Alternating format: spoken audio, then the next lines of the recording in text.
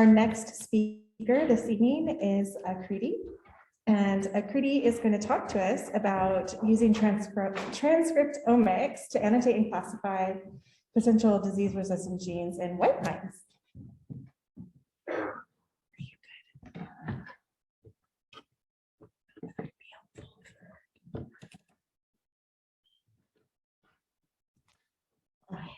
Oops.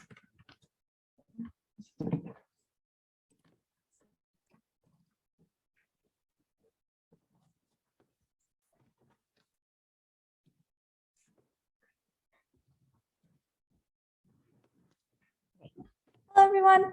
I'm here. My name is Akriti. I'm here to talk to you about my work on identifying and classifying disease-resistant genes in white pines.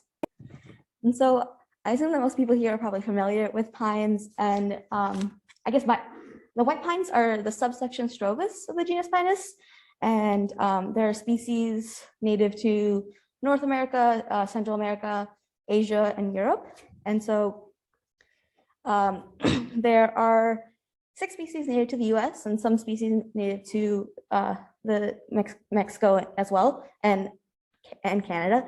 And so these are all incredibly ecologically important, especially the high elevation pines that often mark like the tree lines of Western mountain ranges. And so why do we care about the white pines? Well, I know some people have talked about this before, but briefly, because of white pine blister rust, it can infect all species of North American white pines. And it is especially damaging to seedlings. While it may cause mortality in adults over time, it causes high mortality in seedlings, and it is caused by the fungal pathogen Pernicium rubicola, and is since spread throughout most of the native range. And so, in combination with like changing climates and pests such as the mountain pine beetle, this is leading to devastation of a lot of Western pine forests.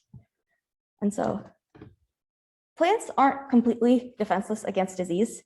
They have disease resistance genes of the type known as nucleotide binding leucine-rich repeat receptors, or NLRs.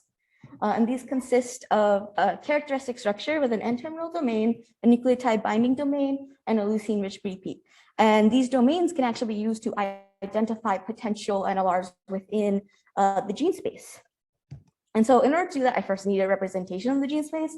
And so from a recent phylogenomic analysis of pines, I was able to obtain RNA sequencing data for 22 species of white pines. And here the graph shows the original geographic distribution of the species. And I have species across Asia, North America, North and Central America, and Europe.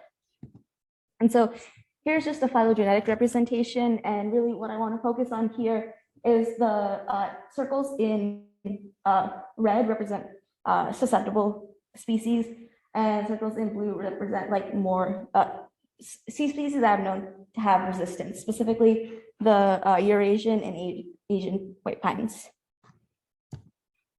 And so the process after assembling the transcriptome using these RNA resources, I used both the protein sequences and the coding sequences, and 3 different methods to identify these NLR type genes. Interproscan and RJ-Augury directly scan the protein domains, whereas I also use NLR annotator to look at the motifs. And so after combining and filtering this to create a more representative set, I have now my set of predicted NLRs. After predicting them, I then got to classify them. And so there are 3 major subfamilies within the NLRs, the TNL, CNL, and RNL, and these are differentiated by their N-terminal domain, but also certain motifs within the NDR domain. And then I also classified or identified what percentage of transcripts were complete, and to be considered complete, they had to have all 3 domains. And so here is my results. I was able to identify 6,784 potential NLRs across the 22 species. The bar graph on the left shows the distribution by type or classification. And as you can see, there are a lot of NBS and TX types, which were 2 of the largest incomplete categories. And so looking over at the pie charts on the right, you can see that only 19% of the transcripts identified could be considered complete, or the NLR transcripts that identified were complete. And only 56% of them could be classified according to their N-terminal domain. And of the ones that could be classified, here on the left side, I have the distribution across the classifications. In my results, the TNL category was largest.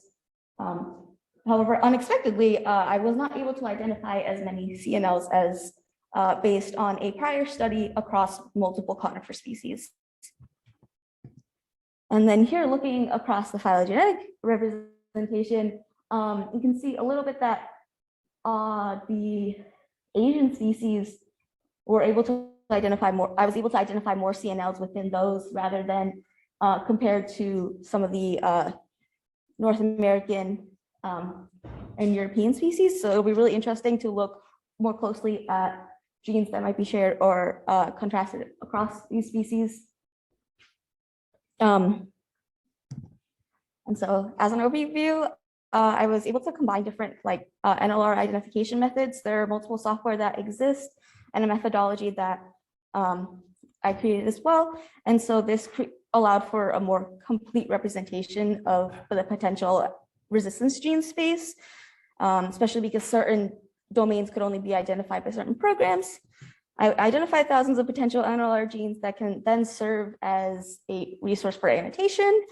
And then some of the challenges and caveats with working with the transcriptomes were differentiating presence absence, doing comparisons across species has been a little bit difficult. And so some of the future directions is really trying to look into ortho groups and see what genes are shared in those ortho groups and if those are any connections that can be made. And I would like to thank everyone for helping me, and I don't have it on this slide, but also Dr. Richard Sinisco for all of his help as well, and Dr. Rigson and the plant competition biology lab. Okay. Thank you.